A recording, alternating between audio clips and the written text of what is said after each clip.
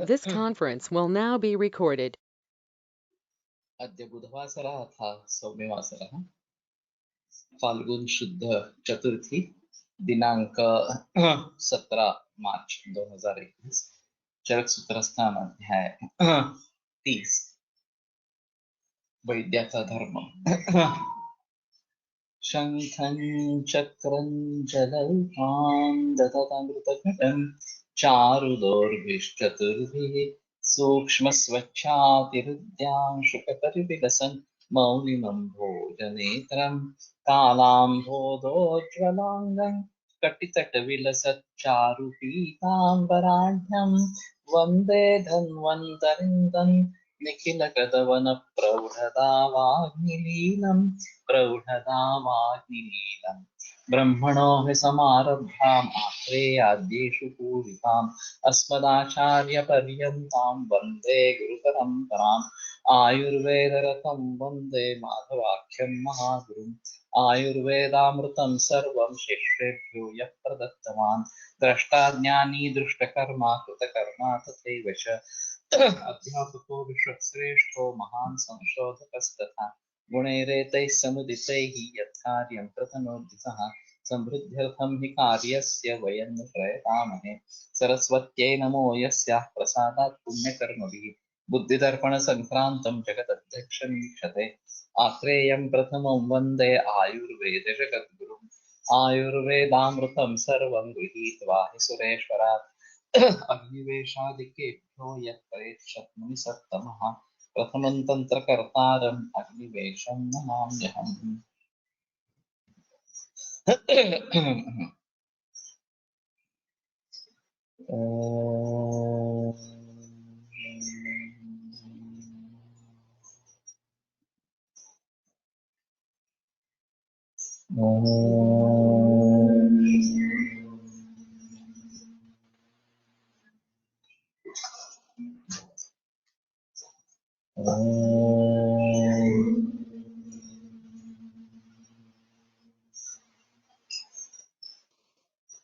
ओम शांति शांति शांति।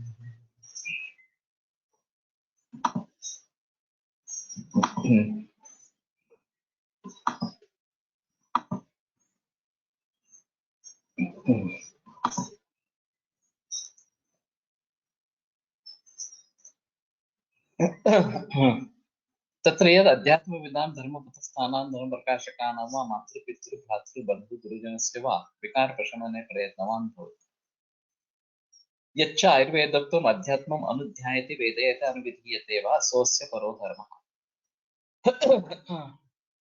तो उसका परम धर्म इस प्रकार का क्या है? तो ये जो भी आयुर्वेद सीखने वाले हैं इन सभी का ये परम धर्म इस प्रकार का बताया गया है। तो आयुर्वेद में जो बताया गया अध्यात्म है उसका अध्ययन करने वाला, उसका ध्यान करने वाला, उसको दूसरों को समझाने वाला और उसका पालन खुद करने वाला और दूसरों से करवाने वाला, सोस्य परो धर्मः, ये उसका सबसे श्रेष्ठ धर्म है। या पुनः ईश्वराणां वसवतां वा सकाशात् सुखोपहार निमित्ता भवति अर्थावाप्तिः आरक्षणं च या च स्वपरिगृहीतानां प्राणिनाम् आतुर्यात् आरक्षा सोस्य अर्थः। तो उसका अर्थ क्या है? ये जो चार पुरुषार्थ है इन वैद्यों के लिए चार पुरुषार्थ किस प्रकार के हैं? ईश्वराणाम वसमताम वा। ईश्वर का मतलब यहाँ पे राजा इस प्रकार का होगा और वसुमान जो धनवान इस प्रकार के व्यक्ति है उनसे सकाशात सुखोपहार निमित्ता, सुख के कारण उपहार निमित्त इस प्रकार के भेंट वस्तु की तरफ से भगवती अर्थावाप्ति उसको संपत्ति प्राप्त होती है, आरक्षण और संरक्षण भी उनसे मिलता है। या च स्वपरिगृहीतानां प्राणिनां आतुर्यात् आरक्षण, और जो स्वपरिगृहित इस प्रकार के प्राणी मात्र है उनकी आतुर्य से आरक्षा, उनको उनका संरक्षण रोग से। सो अस्य अर्थ, तो उसका वो अर्थ इस प्रकार का। तो कहने का मतलब ये रहेगा कि राजा या वसुमान, जो श्रीमान इस प्रकार के व्यक्ति है, उनसे ही अर्थ लाभ होना उचित इस प्रकार का है। और सुखोपहार निमित्त, वो भी जो है वो भी भेंट स्वरूप में है, उनको सुख प्राप्त हुआ, इसलिए उन्होंने ये इस प्रकार का धन दिया है, वही उसकी अर्थ अवाप्ति इस प्रकार की है, अवाप्ति है। और स्वपरिगृहित ऐसा क्यों बताया, ये बताना थोड़ा मुश्किल रहेगा। इस प्रकार के जो प्राणी मात्र, उनके रोग से रक्षा, स्वस्य अर्थ यत् पुनः अस्य विद्वद्ग्रहण यशश्चरणत्वं शरण्यत्वं च या च सम्मान शुश्रूषा यच्च इष्टानां विषयाणाम् आरोग्यम् आदत्ते स्वस्य कामः। विद्वद्ग्रहण यशश्चरणत्वं च,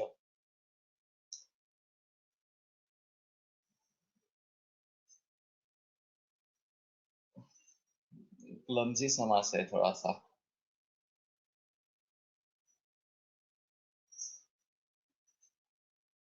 सो विद्वानों द्वारा गृहीत इस प्रकार का जो यश है, तो उस यश की प्राप्ति करना और शरण्यत्व, उसके शरण में इस प्रकार से जाना।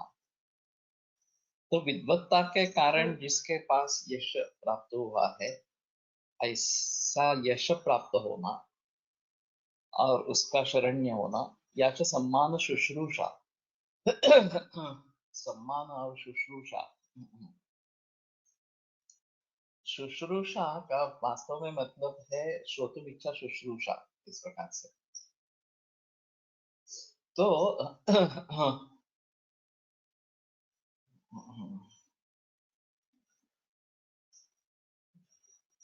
थोड़ा मुश्किल है अर्थ लगाना। सम्मान और शुश्रूषा ये दोनों अलग अलग हो सकते हैं।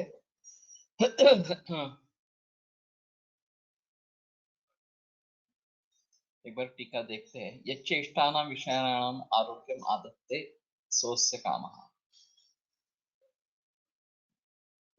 और इष्ट विषय के बारे में आरोग्य धारण करना, यह उसका काम इस प्रकार का है। इथे यथा प्रश्न मुक्तम अशेषे, यथा प्रश्न, प्रश्न कहाँ पे पूछा था? आरक्षार्थं राजन्यैः इति क्षत्रियस्य परं परिपालनधर्मत्वात् अनुध्यायति मनसा चिन्तयति वेदयति आत्मस्य प्रतिपादयति अनुविधीयति तदनुगुणं देहेन अनुतिष्ठति। आरक्षणम् आत्मादिरक्षणं स्वपरिगृहीतानामिति भृत्यादीनां विद्वद्ग्रहणम् एव यशः। विद्वद् उपादेयताजन्यं यशः इत्यर्थः। इष्टानाम् इति वदितादीनां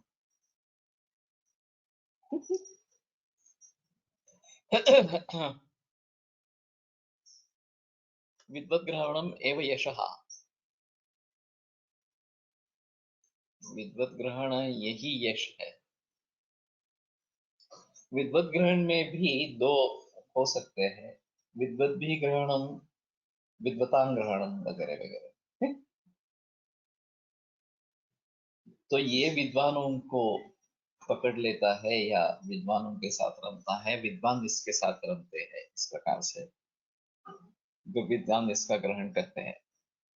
कोल्हटकर सर के बारे में एक खासियत थी, उनके जो भी बुजुर्ग वैद्य थे, उन सभी के वो एक प्रशंसा पात्र छात्र, सभी विभिन्न प्रवाहों से थे, चाहे भाग्यवड़ीकर हो, वेणुमाधव शास्त्री जोशी हो, फटसरकर हो, या अन्ना करमरकर हो, या और कोई हो, मस्कर हो, महेश्वर हो बड़ौदा से।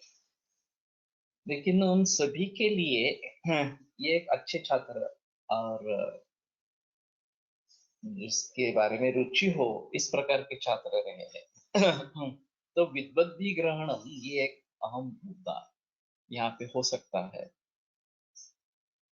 विद्वत ग्रहण यशा 3 नंबर में क्या है एक बार देखते हैं।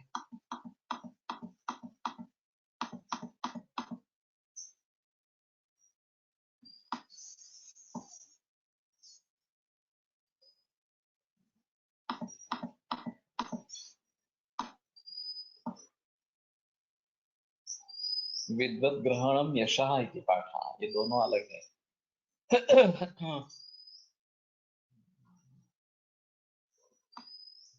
तो वैद्य के लिए धर्म अर्थ काम ये क्या है, इसमें बताने की कोशिश की है। और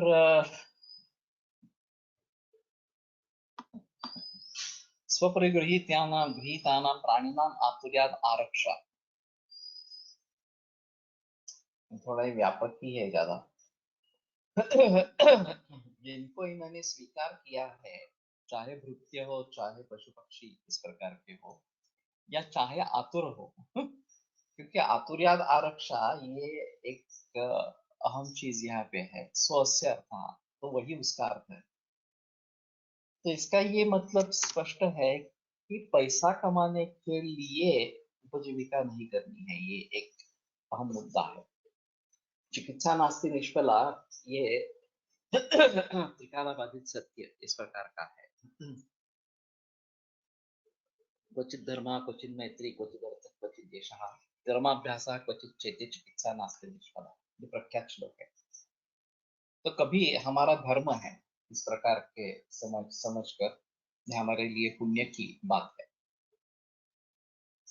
खास करके अध्यात्म के क्षेत्र में जो लोग काम कर रहे हैं, तो ज्यादातर ये इस्कॉन वाले हैं, नहीं तो ये प्रजापिता ब्रह्म कुमारी वगैरह वाले हैं, या और भी कुछ इस प्रकार के लोग हैं। तो उनसे पैसा नहीं लेना है, ऐसा सन्यासी वगैरह इस प्रकार के हैं जो उनसे पैसा नहीं लेना है, ऐसा शास्त्र का वचन है।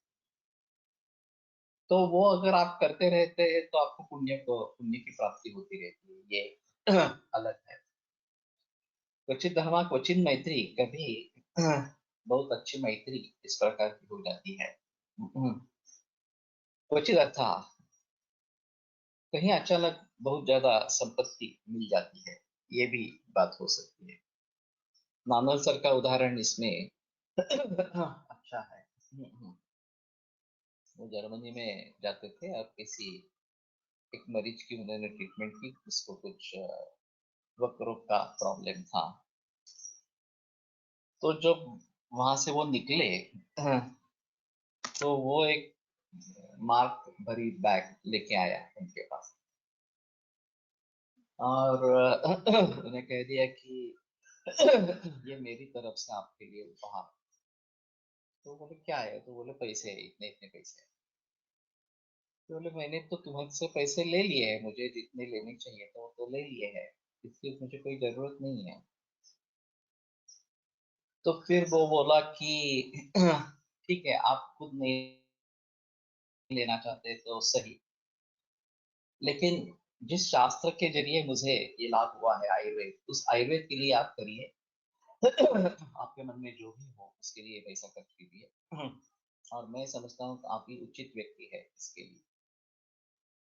तो फिर नांदल सर बोले ठीक है, ये मैं सोच सकता हूँ इसके बारे में, लेकिन अभी मैं पैसे लेके नहीं जाऊंगा, मैं जाकर प्लान बनाऊंगा, फिर तुम्हें बता दूंगा, और फिर तुम पैसे भेजना। तो बोला ठीक है। वो पुणे में आए। उन्होंने कोलटकर सर से बात की। तो कोलटकर सर ने पूछा कि आपके मन में क्या, आप क्या करना चाहते हैं? तो बोले नहीं, बहुत अमाउंट बहुत ही बड़ी है। तो तुम ऐसा करो, सभी छात्रों को इकट्ठा करो। तो कोलटकर सर ने हाँ की। तो उनके घर पे हम 30-35 छात्र इकट्ठा हुए, मैं भी उसमें शामिल था। फिर आनंद सर ने ये सभी हकीकत बताई कि ऐसा ऐसा हुआ है, और हमें संशोधन करना है इस प्रकार से। तो हमने कहा ठीक है, आप बताइए, हम करेंगे, उसमें कोई संदेह की बात नहीं है इस प्रकार से। तो फिर बोले कि ठीक है, मैं सोच समझ कर फिर आपको बताऊंगा। तो कलेक्टर सर ने जिक्र किया कि आप अगली तारीख निश्चित करें कि कब फिर से मिलना है। नानल सर बोले नहीं नहीं, मैं खुद सोच के बता दूंगा इस प्रकार। और वो अगली तारीख आई ही नहीं, इतनी इसके बाद कितनी भी बरस चले गए कुछ भी नहीं हुआ उसका। बाद में जब त्रिस्कंद कोश का कार्य आरंभ हुआ तिलक महाराज विद्यापीठ में, और उसके लिए चंदे की जरूरत थी, तो कोलटकर सर ने फिर से उनको याद दिलाया कि आपने कहा था ऐसा कोई व्यक्ति जर्मनी वाला है, वो आपको सहायता दे सकता है। तो बोले नहीं, अभी तो उसको बहुत सारे बरस हो गए, मेरा कुछ कांटेक्ट भी नहीं है अभी उसका। सर ने बोला एक बार आप संपर्क करके देखो उसके मन में क्या है। लेकिन ये हुआ नहीं वास्तव में। नानल सर ने उसके संपर्क कुछ नहीं किया, उसने भी नहीं किया। बाद में नानल सर ने खुद का निधि बनाया, धनवंतरी निधि करके, और 30 लाख का कंट्रीब्यूशन उन्होंने खुद का दिया। वो तिलक महाराज विद्यापीठ में ही रहा है। लेकिन ये बड़ी अजीब समस्या है कि कोई आदमी इतना पैसा देने के लिए तैयार है, और नानल सर के पास कोई स्कीम नहीं थी, कोलटकर सर के पास तो स्कीम थी रिसर्च के लिए, लेकिन ये वास्तव में नहीं आया। ये इस प्रकार का सिलसिला होता है। क्वचित अर्थ, हाँ, कभी इस प्रकार का अर्थ बहुत ज्यादा मात्रा में मिल सकता है। और व्यक्ति खुद अपने मन से दे रहा है, दिल से दे रहा है, ऐसी स्थिति है। क्वचित यश, हाँ, कुछ जगह ऐसा होता है कि इतना बड़ा यश प्राप्त हो जाता है कि वही नथिंग सक्सीड्स लाइक सक्सेस, ऐसे एक कहावत है। यश के जैसा यशस्वी दूसरा कोई नहीं होता, दूसरी कोई चीज नहीं। तो आपको यश मिल गया, वही काफी है। हमारे पास पहली केस जो कैंसर की आई, जिसके सिर्फ 15 दिन का आयु बताया था और 33 बरस जिंदा है, ये इतना वादातीत यश है कि उसके जरिए मेरे प्रैक्टिस का रूप ही बदल गया, और मैं कैंसर में प्रैक्टिस करने लगा। और फिर आज भी वो सिलसिला वैसा ही चालू है। उसमें दोनों है, सुख भी है और दुख भी है, क्योंकि बहुत सारे कॉम्प्लिकेटेड एडवांस केसेस इस प्रकार के रहते। फिर भी एक यश मिला, और उसके जरिए ये सब सिलसिला शुरू शुरू हुआ, ये बात ध्यान में रखने लायक इस प्रकार की है। क्वचित यशा कर्माभ्यासा क्वचित चित। और कहीं कुछ ना कुछ नहीं तो पूर्वाभ्यास तो कम से हो जाता है, कम से कम हो जाता है, अनुभव तो मिलता है। गानू सर कहा करते थे कि रोगी रोग को प्राप्त करता है अपने प्राक्तन से, उससे ठीक भी होता है वो भी अपने प्राक्तन से। तो वैद्य का कर्तव्य क्या है? वैद्य सिर्फ सीखे कि हाँ, इस प्रकार का मरीज था, ये अवस्थाएं थी, ये मैंने इस प्रकार से ट्रीट किया, ये हुआ। हाँ, तो मुझे ज्ञान होता जाएगा इस प्रकार से, और हम हरदम सीखते रहेंगे। तो कर्माभ्यास ये एक अहम चीज इस प्रकार की है। आज ही मैंने जो सुबह ऑडियो रिकॉर्डिंग किया है, उसमें प्रयत्न, ये एक मुद्दा था आज का। तो एडिसन ने 2000 बार प्रयत्न करके भी बल्ब नहीं बना। तो उसको किसी ने पूछा कि आपके ये सब प्रयत्न व्यर्थ रहे, 2000 प्रयत्न व्यर्थ रहे? तो एडिसन ने जवाब दिया, नहीं, ऐसा नहीं है। इन 2000 तरीके से बल्ब नहीं बनता, ये मुझे मालूम हो गया। तो ये भी बड़ी चीज है, बड़ी चीज हासिल हुई है। तो मुझे प्रयत्न का रुख बदलना पड़ेगा, कुछ अन्य साधन सामग्री का प्रयोग करना पड़ेगा, और मैं सक्सेस पा सकूंगा। तो अंतिमतः उसने सक्सेस पा लिया इस प्रकार से। तो कर्माभ्यास का एक अलग महत्व इस प्रकार का है। तो अर्थ प्राप्ति या आनुषंगिक फल होना है, अर्थ प्राप्ति के लिए प्रैक्टिस करनी नहीं है। हमारा कर्तव्य क्या है कि आए हुए मरीज को न्याय दे देना, किसी ना किसी तरीके से उसके स्वास्थ्य के बारे में सोचना, उसको आरोग्य प्राप्ति कैसी हो इसके बारे में सोचना, और बस वही प्रैक्टिस में ना। अगर वो ठीक हो जाता है तो अपने आप हमें अर्थ प्राप्ति होने लगती है। ये निश्चित है कि अर्थ प्राप्ति के लिए आपको कुछ रखना पड़ेगा कि ये या इतना पैसा मैं लूंगा वगैरह इस प्रकार से। लेकिन कोई व्यक्ति वो पैसा जानबूझकर नहीं दे रहा है या उसकी क्षमता नहीं है इसलिए नहीं दे रहा है, तो भी उसके बारे में हमें ऐसा नहीं सोचना है कि पैसा नहीं दे रहा है इसलिए उसको ट्रीटमेंट नहीं देनी है। तो वरो भूतदया धर्म इत्यादि वरः वर्तते यस्य सिद्धार्थः सर्वमति। भूतदया श्रेष्ठ धर्म है, इस प्रकार से जो बर्ताव करता है स सर्वमति वर्तते, वो सभी को सभी के आगे इस प्रकार का निकल जाता है। तो ये बात ध्यान में रखनी है कि चिकित्सा पुण्य विक्रय नहीं होना है इस प्रकार से। अभी फिलहाल जो माहौल है वो चिकित्सा पुण्य विक्रय का माहौल इस प्रकार का है। मैंने और कोलटकर सर ने भी इसके बारे में काफी विचार किए हैं और फिर भी एक अच्छा समाधान इन सभी से प्राप्त नहीं हुआ है। क्योंकि होता है ऐसे कि अगर आप यशस्वी चिकित्सक है, नाम है, आपके पास बहुत सारे मरीज आते रहते हैं और आप पैसे कम लेंगे तो ये स्थिति नौबत आ जाती है कि आपको खाने पीने के लिए भी फुर्सत नहीं मिलेगी, इतनी प्रैक्टिस बढ़ेगी। तो एक ये बैरियर हो जाता है कि आपकी फीस इतनी है, कंसल्टेशन इतनी है वगैरह वगैरह, तो लोग थोड़ा रुक जाते हैं और जो सही आपके पास पहुंचने चाहिए, जो आपके लायक हो, वही आपके पास आएंगे, बाकी दूसरे वैद्यों के पास जाएंगे इस प्रकार से।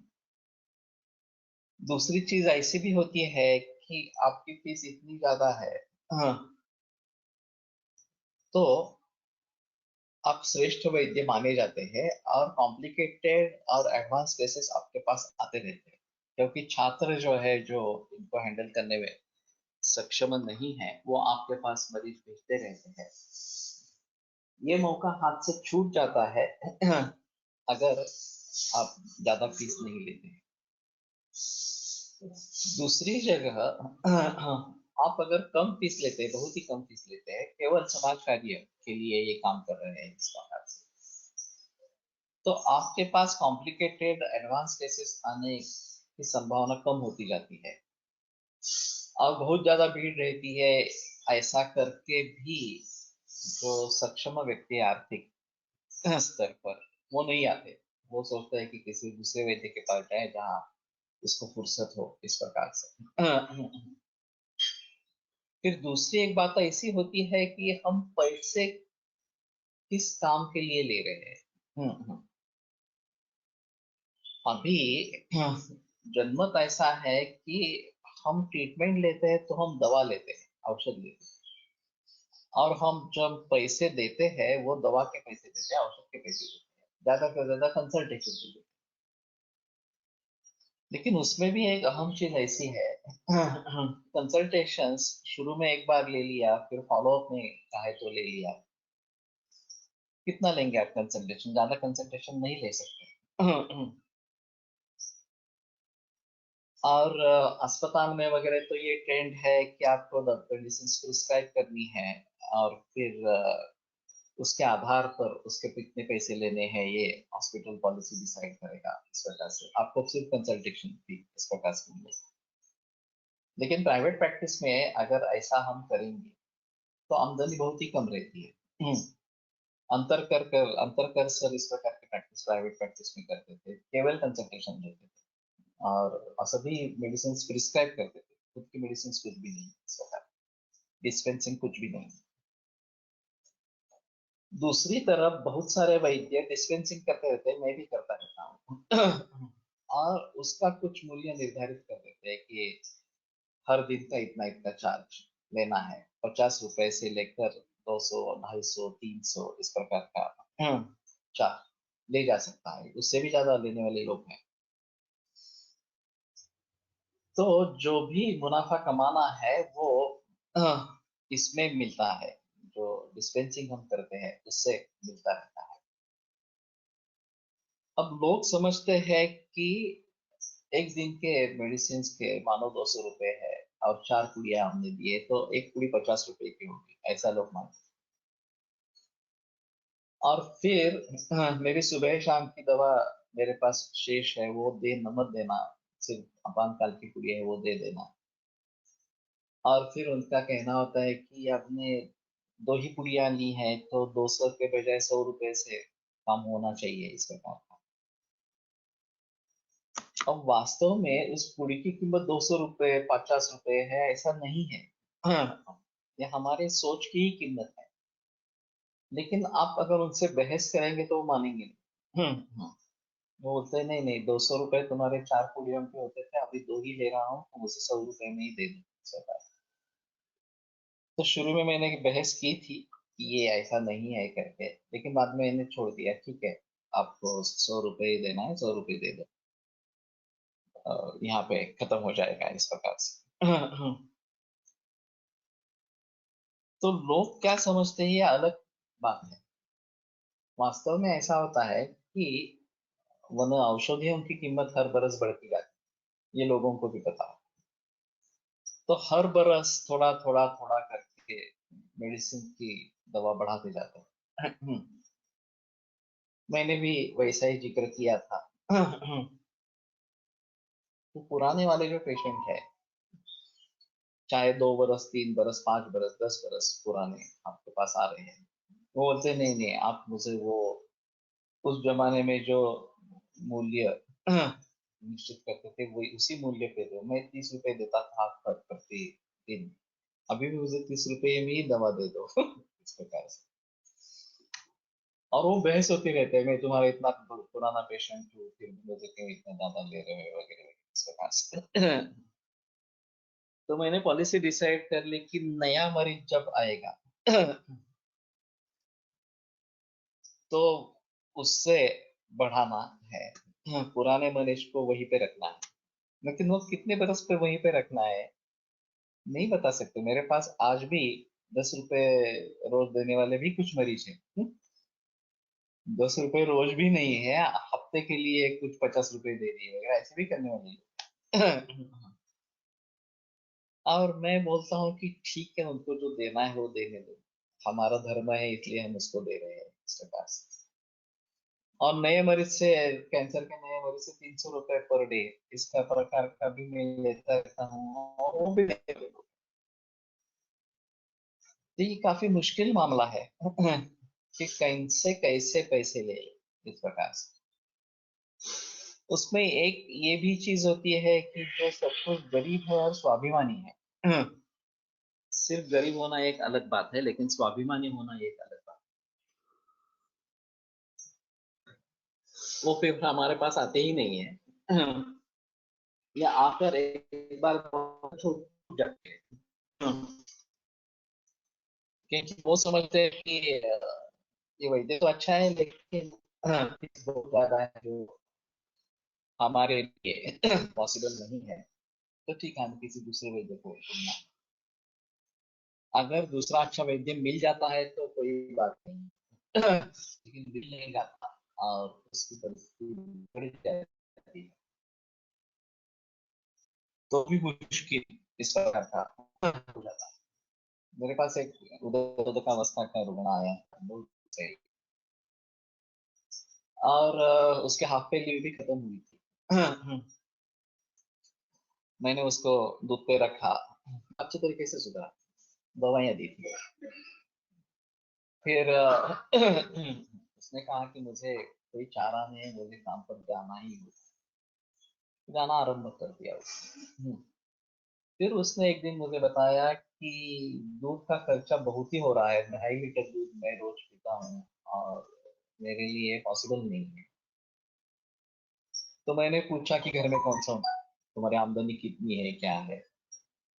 तो पता चला कि 4 लड़के लड़कियां मिलती थी, ये दोनों पति पत्नी, और तनख्वाह थी करीबन ऐसा ही कुछ 3-4 हजार रुपए इस प्रकार की। और दूध में ही उसका बहुत सारा पैसा चला जाता था। उसने प्रोविडेंट फंड भी उठाया था, वो भी उसके पास नहीं था। अब कर्जा उठा के ट्रीटमेंट करनी है, इस प्रकार की। तो मैं शर्मा गया कि मुझे पता नहीं चला कि इसकी आर्थिक स्थिति इतनी खराब है इस प्रकार से। तो मैंने मेरे पैसे लेने बंद कर दिए, और फिर मैंने सुझाव दिया कि तुम ससुर अस्पताल में दाखिल हो जाओ, तो वहां पे दूध तुम्हें मुफ्त मिलेगा, इस प्रकार से। लेकिन ये मेरी बड़ी भूल हुई, क्योंकि मैंने अहमदाबाद में देखा था कि गवर्नमेंट अस्पताल में जितना दूध पी सकता है उतना दूध देते थे, बगैर किसी हिचकिचाहट। और मैंने वहां देखा तो 2-2.5 लीटर तक दूध दूध देते थे लोगों को, और प्रामाणिकता से उनको देते रहते थे। ससुन अस्पताल में केवल दुग्धाहार का मतलब 600 लीटर मिलीलीटर दूध, इतना ही था। ये बड़ी अजीब बात थी। 600 लीटर, 600 मिलीलीटर दूध से किसकी भूख मिटने वाली है? और जो आदमी खुद 2.5 लीटर दूध ले रहा है, उसके लिए ये तो काफी मुश्किल होगा। और फिर वो उसमें पानी मिलाते थे, दूध को बढ़ाने के लिए। ये तो और अजीब तरीका था। तो वो बिगड़ गया, पानी पीकर वो बिगड़ गया, और अंतिमतः उसकी डेथ हो गई। तो ये मेरे लिए बड़ा सदमा था, कि मैंने देखा नहीं, सोचा नहीं इस सभी के बारे में, पूरी जानकारी ली नहीं इस प्रकार से। तो हमारी इच्छा कितनी भी अच्छी हो, फिर भी अगर ऐसे इस प्रकार की स्थिति है, इतने गरीब इस प्रकार के लोग हैं, तो उनके बारे में हम कैसे करेंगे? अगर वो हमको छोड़कर चले जाते हैं किसी दूसरे वैद्य के पास तो अलग बात है, लेकिन हमारी दवा ले रहे हैं और परहेज का भी खर्चा नहीं उठा पा रहे, तो कैसे करेंगे? ये बड़ी समस्या इस प्रकार की है। तो चाहे हम मुफ्त करवा देते हैं, ऐसा भी है। मेरे पास ऐसे भी कुछ मरीज है, कैंसर के लिए एडवांस केसेस है, जिनको मैं मुफ्त ट्रीटमेंट देते आ रहा हूँ, बहुत वर्षों से देते आ रहा हूँ, इस प्रकार से बता रहा हूँ। लेकिन अगर परहेज नहीं कर पाएंगे, तो भी मुश्किल इस प्रकार के है। तो इन सभी के बारे में थोड़ा सोचना है कि अच्छा हल इस समस्या का नहीं मिला है, आज तक नहीं मिला। किससे कितने पैसे लेने के, इसके बारे में। और दूसरी चीज ऐसी है कि अभी प्रैक्टिसेस जो है वो शहरों में है, आयुर्वेद की प्रैक्टिसेस जो है वो शहरों में है, और शहरों में बाकी खर्च बहुत ही ज्यादा है। जैसे कि आपका दवाखाना किराए पर है या परचेस्ड है। परचेस्ड है तो उसके लिए आपने लोन कर्जा उठाया है नहीं उठाया है, उसका कितना प्रीमियम है, वगैरह वगैरह। फिर बाकी इलेक्ट्रिसिटी, टेलीफोन, कन्वेयंस, और जो लोग हम रखेंगे उनकी तनख्वाह, वगैरह वगैरह। तो ये सभी खर्चे काफी बड़े हैं, विशेषतः शहरों में। ये बहुत दिक्कत वाली इस प्रकार की बात है।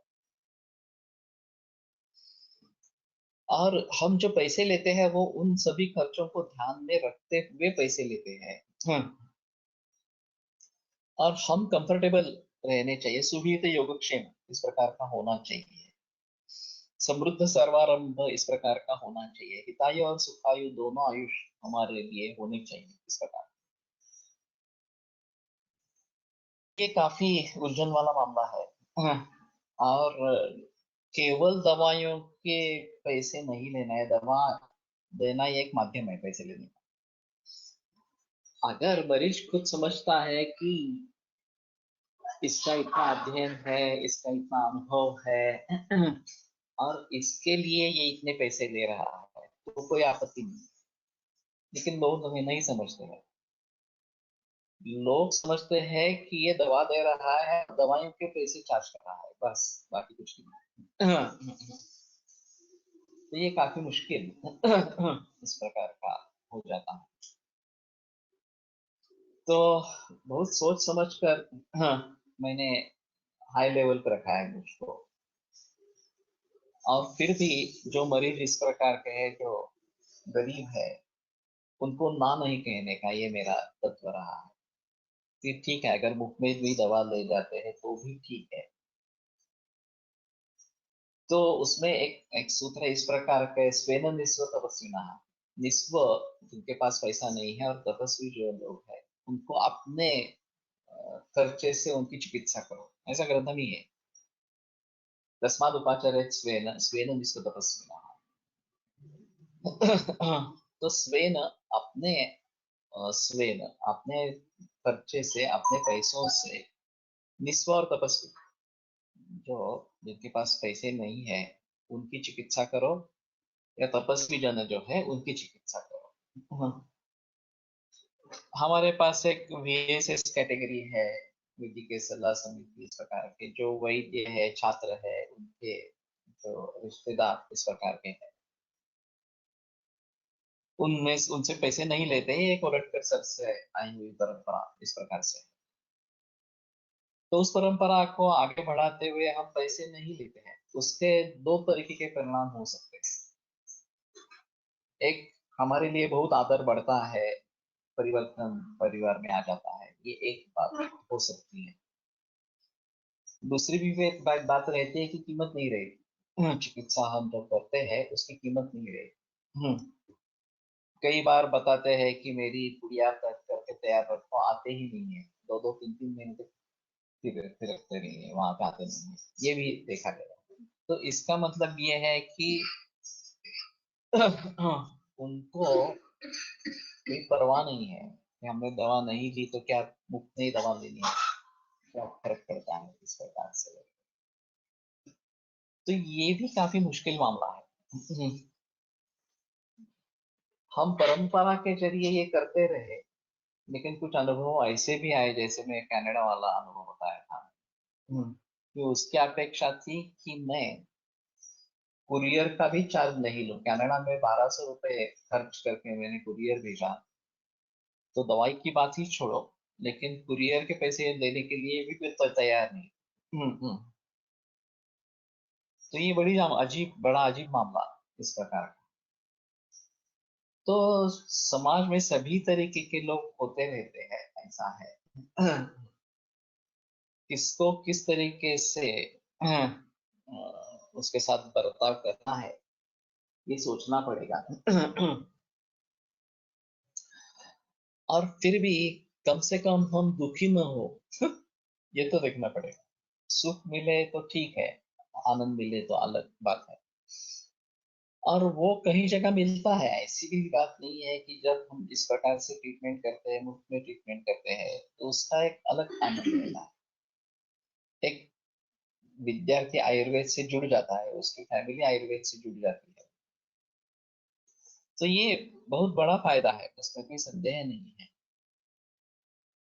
लेकिन दूसरे प्रकार के भी लोग हैं, ये भी देखना चाहिए इस प्रकार से। वोलंटियर सर तो एमबीबीएस वगैरह डॉक्टरों से भी पैसे नहीं लेते थे, टेक्निकल प्रैक्टिस के लिए।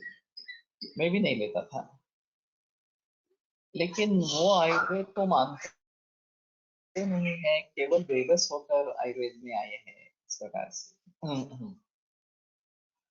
तो अभी मैंने थोड़ा चेंज किया कि कंसल्टिंग नहीं ले रहे, लेकिन दवाइयों के पैसे लेना आरंभ करें इस प्रकार से। या जहाँ जरूरत हो वहाँ ये भी ले लेना। ये नहीं सोचना है उन्हें कि एलोपैथी बहुत महंगी है और इसलिए मैं आयुर्वेद कर रहा हूँ, आयुर्वेद की दवा ले रहा हूँ, और आयुर्वेद की दवा बहुत ही सस्ती है, इस प्रकार की स्थिति न हो। तो ये काफी मुश्किल इस प्रकार का मामला है कि अर्थ प्राप्ति कैसे हो। एक बात निश्चित है कि फणसलकर सब कहा करते थे कि हमें मरीज को न्याय देना है, बाकी कुछ सोचना नहीं है। औषध का प्रयोग करते समय वो कितने मुझे पैसे देने वाला है, नहीं देने वाला है, क्या होने वाला है, कुछ भी नहीं सोचना। इस मरीज को ठीक करना मेरा कर्तव्य है, और वो कर्तव्य मैं भली भांति निभाऊंगा। पैसे मिले अच्छा है, नहीं मिले तो भी अच्छा है, इस प्रकार से अगर समझेंगे तो कम से कम दुख नहीं होगा। नहीं तो क्या होता है कि हमें दुख होता रहता है, हमने इतना सारा उसके लिए किया और उसको उसको कुछ परवाह नहीं है, ये अपने ही तरीके से चल रहा है वगैरह वगैरह इस प्रकार से। तो ये बात ध्यान में रहनी बहुत जरूरी है। और कई बार ऐसा भी हुआ है, लोग मेडिसिन लेके गए हैं और 2 ही दिन में वापस आया है, मुझे मेडिसिन नहीं लेनी है, आप दवाई आप वापस ले लो और मुझे पैसे कर वापस कर। तो मैंने कहा ऐसा तो हम मेडिसिन मेरे लिए कुछ काम की नहीं है, तुम मेडिसिन ले लो। तो बोलते हैं नहीं नहीं ये मुझे लेनी ही नहीं है इस प्रकार से। तो फिर काफी बहस होने के बाद मैंने बताया कि ठीक है मैं आपके पैसे वापस दे देता हूँ, मुझे पैसे मत देना, लेकिन ये मेडिसिन व्यर्थ जाएगी, तो मेडिसिन तो करो कम से कम। काफी मुश्किल मामला होता है। ये चंद अनुभव है, छोटे ही है लेकिन है, इस प्रकार का अनुभव भी है। तो ये अभी जो ग्राहक विक्रेता संबंध बन गया है डॉक्टर और पेशेंट, उसके पीछे कमर्शियलाइजेशन है। ये अभी विद्या का विक्रय हो रहा है और हम डिग्री खरीदते हैं और फिर हमने जितना मूल्य उसके ऊपर खर्च किया है उसके आधार हम कितना मुनाफा कब कमाना है, कितने दिन में कमाना है, उसके बारे में सोचते हैं। तो ये सबसे बड़ा अहम कारण इस प्रकार का है जो अभी जो भ्रष्टाचार मेडिकल फील्ड में शुरू हो गया है। मैंने एक उदाहरण बताया था बहुत बरस पहले, या ऐसे एक डोनेशन देने वाला कॉलेज एमबीबीएस के लिए एडमिशन ले ली और 80 लाख डोनेशन उसको बताया गया। तो वो कैश लेके आया 80 लाख की, और आते वक्त चोरी हो गई, वो कैश चोरी हो गई। तो उसने आकर बताया कि मैंने लाई तो थी कैश लेकिन चोरी हो गई। तो इन्होंने कहा कि आप लाइसेंस आते तो हम नहीं कुछ कर सकते, कैश तुम अगर पैसा भरोगे तभी एडमिशन होगी, नहीं तो नहीं होगी। तो उसने बताया कि ठीक है, मैं आप 3-4 दिन रुक सकते हैं क्या? तो बोला हाँ रुक सकते हैं। तो बोला मैं फिर से लेके आता हूँ। वो फिर से कैश लेके आया, एडमिशन हो गई। और फिर 8-9 बरस में उसने बीबीएस कर लिया। अंतिम था एक बार। अब एक किसी मध्यस्थ ने इसके लिए काम किया था, तो इसकी शादी तय होगी, बिहार में था। तो उन्होंने न्योता भेजा उस मध्यस्थ को, विमान का फेयर दे दिया और शादी के लिए आने के लिए बोला, तो शादी के लिए गए। तो फिर उसने पूछा कि आगे क्या करेगा ये, अभी तो एमबीबीएस हो गया। तो वो लोग क्या करेंगे, इतना बड़ा कारोबार है, इतनी खेती है, तो ज्यादा से ज्यादा डॉक्टर बन गया है तो एक अस्पताल खुलवाएगा और मैनेजमेंट करेगा। बाकी क्या करने का है। तो उसने बोला कि लेकिन आपने इतना पैसा खर्च किया है, दुगना पैसा खर्च कर दिया है, 1 कोटी 1 करोड़ 60 लाख आपने खर्च किया एडमिशन के लिए डोनेशन में। तो उसके दुगना पैसा तो दहेज में वसूल हो गया। उसकी कोई तो चिंता ही नहीं है। अब अगर ये मानसिक स्थिति है तो हम क्या करेंगे? और इस प्रकार से जो डॉक्टर बने हैं वो कितना पैसा कैसे कमाते रहेंगे, जो अभी अनएथिकल प्रैक्टिसेस जो घुस गई है। अस्पताल के भी टारगेट्स आ गए हैं कि आपको कम से कम 4 लाख रुपए हर महीना अस्पताल को देने ही है, किसी ना किसी तरीके से आप कमाओ, इन्वेस्टिगेशन ज्यादा करो, ऑपरेशंस करवाओ, कुछ भी करो, लेकिन आपके रेफरेंस से 4 लाख रुपए हॉस्पिटल को मिलने चाहिए हर महीने। तो ये सब कारपोरेट सेक्टर हो गया अभी। तो ये कमर्शियलाइजेशन मूल है भ्रष्टाचार। पुराने जमाने में जो था कि विद्या का दान होता था, गुरु कुछ भी अपेक्षा न करते हुए विद्या को दान देते थे, और शिष्य अपनी ताकत के अनुसार, अपनी क्षमता के अनुसार, अपनी प्रियता के अनुसार गुरु को गुरु दक्षिणा देते थे, उससे संतुष्ट होते थे। और ये राजा का कर्तव्य था कि गुरु की उपजीविका अच्छी तरीके से चले। तो ये सब सिलसिला चलता था। अभी राजा के बदले लोकशाही है तो राजतंत्र है इस प्रकार, उसकी ये जिम्मेदारी होनी चाहिए। और सभी तरीके की शिक्षा बिल्कुल माध्यम से मिलनी चाहिए, केवल पुस्तकी शिक्षा ऐसा ही नहीं। आईटीआई जैसे जो कोर्सेस है वो भी उस तरीके से जिसकी जिसमें मति हो, गति हो, वो सीखे। और ये सभी शिक्षा मुक्त होनी चाहिए। गुरु दक्षिणा दे सकता है, गुरु दक्षिणा जितनी दे सकते हैं उतनी दे सकेंगे। अभी साबरमती के गुरुकुल, साबरमती में गुरुकुल है, वहां पे इसी प्रकार का सिलसिला चलता है। जो अमीर लोग हैं वो ज्यादा देते हैं, जो गरीब है वो उतना नहीं देते हैं, फिर भी ठीक है, आमदनी चलती रहती है संस्था में। तो ये पैटर्न आना चाहिए, तो भ्रष्टाचार कम होता जाएगा, नहीं तो ये भ्रष्टाचार बढ़ने ही वाला है समाज से। तो ये सबका मूल है, जड़ है अभी के हिसाब में। और कम से कम सभी को उपजीविका के लिए आवश्यक शिक्षा मिलनी चाहिए, चाहे पढ़ाई लिखाई हो। अभी ब्रिटिश ने ये जानबूझकर किया कि मैट्रिकुलेशन होने पर उस जमाने में नौकरी मिलती थी, बहुत अच्छी नौकरी मिलती थी। और उसमें एक अहम मुद्दा रहता था कि उनकी आमदनी काफी ज्यादा होती थी, ताकि लोग इस प्रकार की शिक्षा में आ जाए, उनका क्लास अलग हो जाएगा, बुद्धिजीवी वर्ग जिसको कहते हैं। और श्रम की प्रतिष्ठा बहुत कम होती थी। जो लोग प्रामाणिकता से जी रहे हैं, उतना नहीं कमा रहे हैं, फिर भी समाज में उनका स्थान अच्छा था, वो नीचे आ गए इस प्रकार से। और ये ब्रिटिश ने जानबूझकर भेद, डिवाइड एंड रूल, ये जो उनकी नीति थी उसके आधार पर किया था, और वो सफल रहे इस प्रकार। तो प्रतिष्ठा जो है वो आचरण के ऊपर होनी चाहिए। आचरण अच्छा है वो सबसे सब प्रतिष्ठित होना चाहिए, लेकिन ये बात नहीं रही। तो हमें इन सभी के बारे में सोचना है। अगर समाज में पूरा परिवर्तन लाना है तो हमारे जो भेदभाव है उनको मिटाना चाहिए।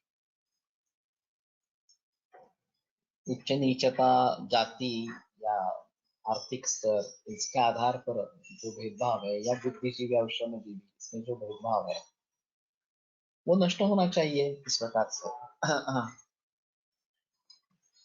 और प्रामाणिक व्यक्ति जो है वो सबसे पूजनीय होनी चाहिए इस प्रकार से। जिसका आचरण अच्छा है वो सबसे पूजनीय होनी चाहिए। लेकिन अभी तो ये सपने जैसा है। और इस प्रकार के प्रयास हुए हैं, ऐसा नहीं है प्रयास नहीं हुए, लेकिन वो बहुत ही कम है। और बड़े पैमाने पर समाज इसके लिए आग्रही नहीं है। जो अपने को श्रेष्ठ मानता है वो श्रेष्ठत्व को बनाए रखना चाहता है, दूसरा व्यक्ति कनिष्ठ ही रहे हमेशा, इसके बारे में सोचता रहता है। तो शिक्षा सभी के लिए समान होनी चाहिए और मुफ्त उपलब्ध होनी चाहिए, केवल गुरु दक्षिणा के आधार पर शिक्षा मिलनी चाहिए। फिर आगे उस व्यक्ति की जो क्षमता है, उसमें जो ज्ञान पाया है, जो अनुभव पाया है, उसके आधार पर उसकी उपजीविका बनेगी। और चाहे वो गरीब भी रहे तो भी उसको प्रतिष्ठा होनी चाहिए। तो एक अगला मुद्दा मेरा एक वो प्रतिष्ठा इस प्रकार का है। उस श्रृंखला में। तो इसके बारे में मैं बोलूंगा बाद में, सुबह एक ऑडियो रिकॉर्डिंग में। लेकिन अर्थ के प्राप्त बारे में ये इस प्रकार का सोचना बहुत जरूरी है। और अभी ऐसा है कि आपका इंटीरियर अच्छा हो तो आप अच्छे वैद्य है। इंटीरियर अगर अच्छा नहीं है तो लोग आते नहीं है आपके पास। मैंने जब जब इंटीरियर डेकोरेशन करवाया है, सुधार करवाया है, तब तक प्रैक्टिस बढ़ी है।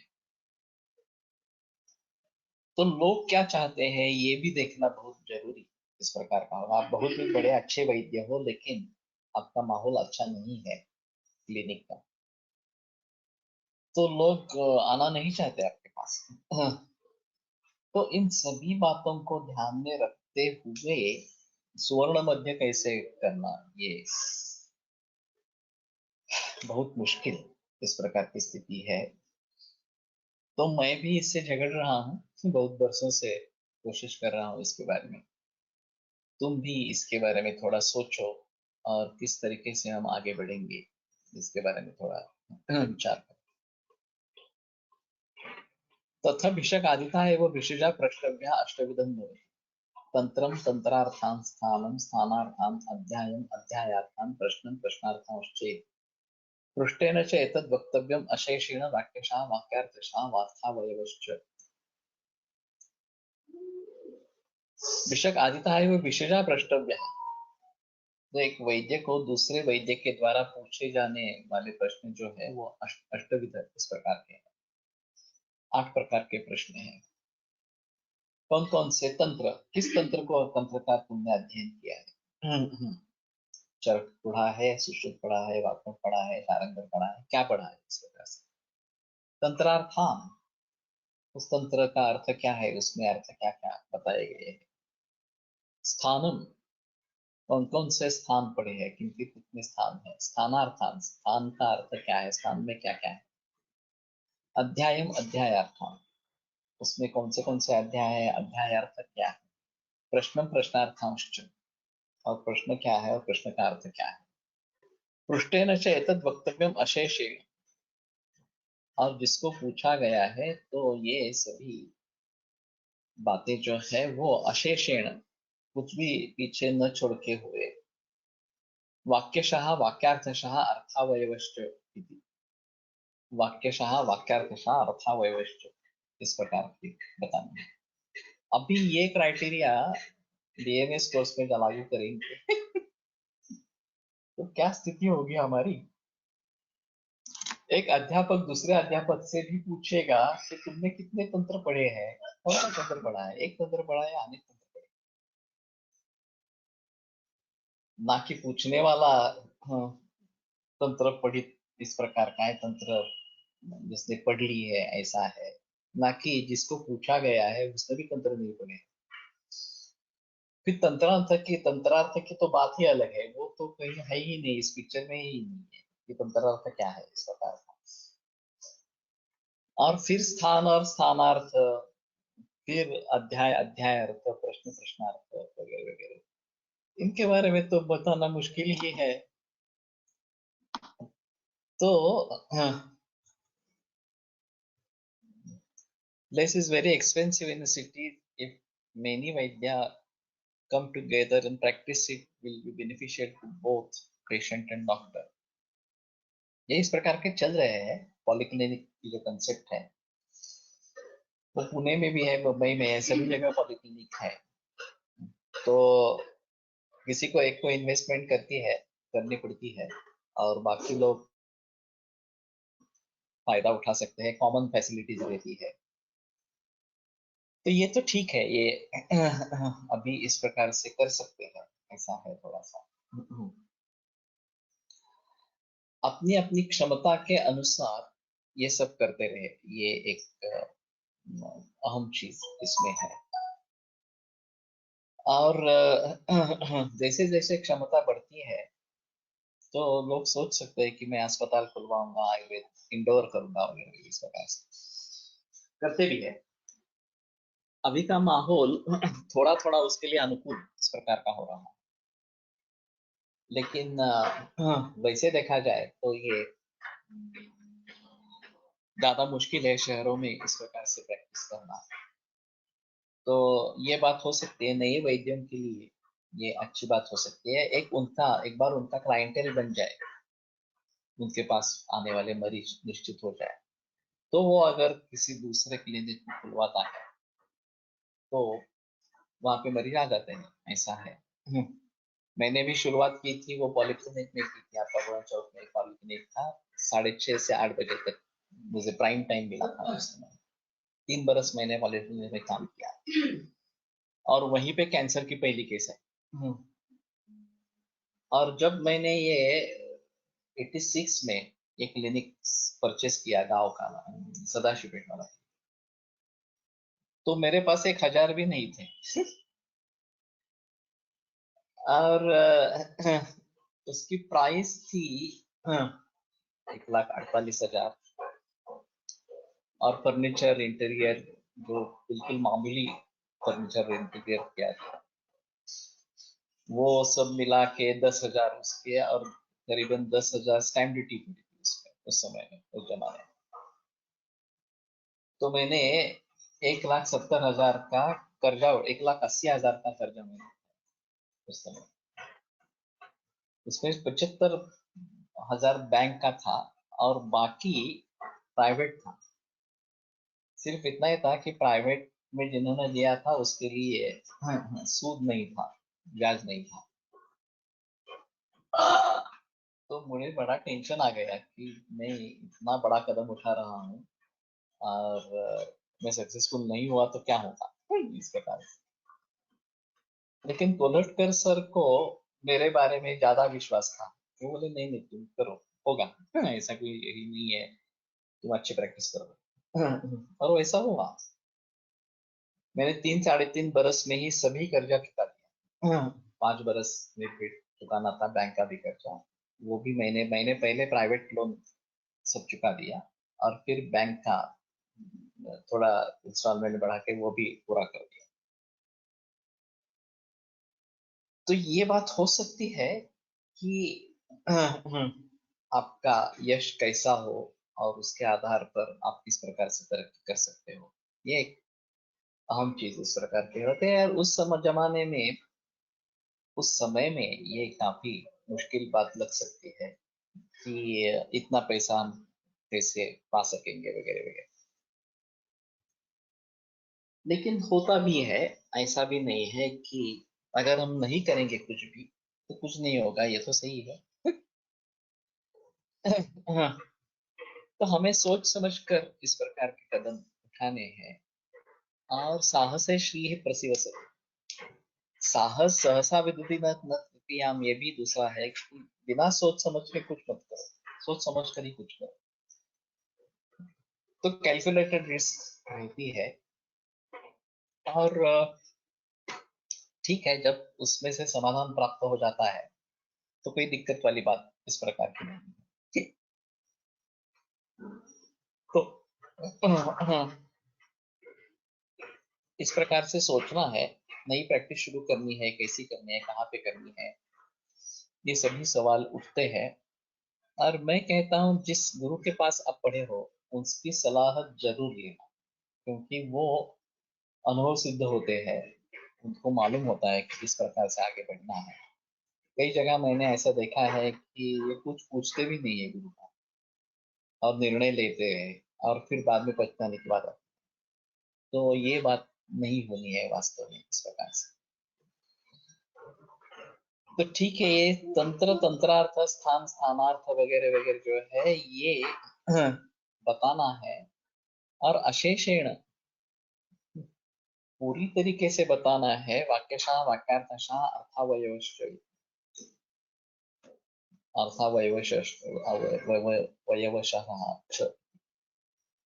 तो इन सभी बातों को ध्यान में रखते हुए हम कहाँ पे हैं अभी? तंत्र की बात, एक तंत्र भी हमने पढ़ा है क्या पूरी तरीके से, ये सोचना बहुत जरूरी है। हाँ।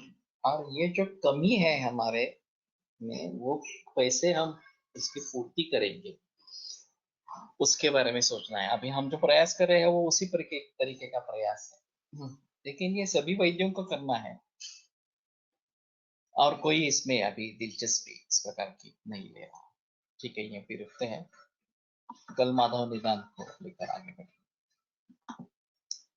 आयुर्वेद प्रकांडो निगदित इह हि शल्यतंत्र प्रधानः शिष्येभ्यः शाश्वतोऽयं निखिलजनकृपा व्याप्तचित्तेन येन आयुर्वेदस्य वाञ्छन् पुनरपि भुवने ताञ्च सुष्ठुः प्रतिष्ठां श्रेष्ठं धन्वन्तरिं तं प्रणमति च सदा वैद्यवर्गो हि नूनं वैद्यवर्गो हि नूनम्। ॐ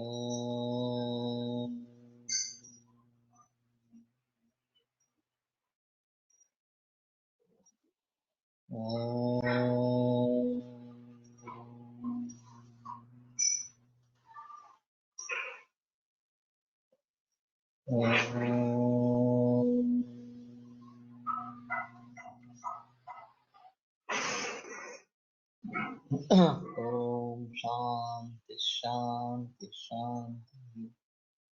विरम्यते व्याख्यानव्यापारः। श्वः पुनरपि मिलिष्यामः।